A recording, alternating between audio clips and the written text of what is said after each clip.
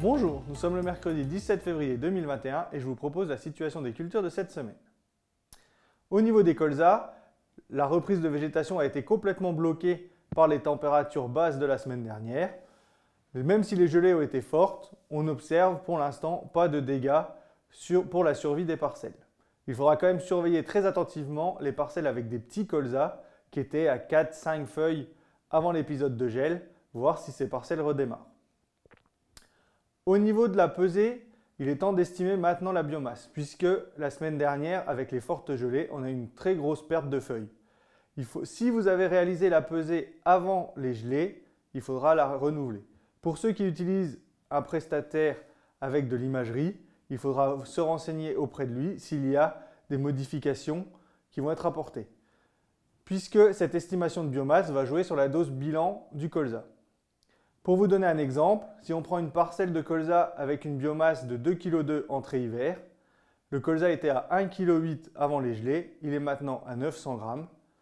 Pour un objectif de rendement à 40 quintaux, la dose bilan avant les gelées était de 123 unités, la dose bilan après les gelées est de 162. Donc, il faut réestimer la biomasse en sortie d'hiver. Cette biomasse peut être réalisée même si vous avez déjà réalisé le premier apport d'azote. Pour les parcelles qui n'ont pas encore reçu d'apport d'azote, il faudra envisager de le faire sur la fin de la semaine ou début de semaine prochaine, puisqu'avec les températures plus douces annoncées, la végétation va repartir. Ce sera donc le moment idéal pour apporter l'azote.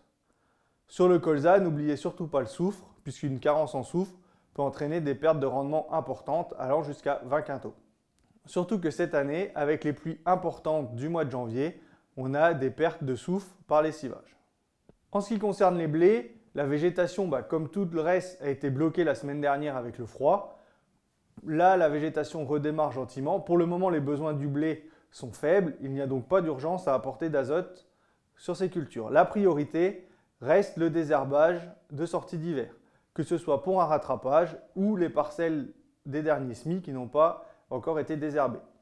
Il faudra profiter des conditions annoncées la semaine prochaine avec des températures douces et donc à temps poussant pour maximiser l'efficacité de ces traitements. Au niveau des cultures de printemps, on arrive dans la période optimale pour les semis, puisque quelle que soit l'espèce, on estime que le 15 février est la date repère pour démarrer les semis en bonnes conditions.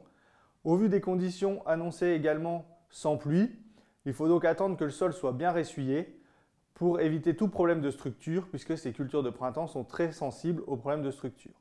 Donc attendre quelques jours que ce soit bien ressuyé, et ensuite on pourra semer.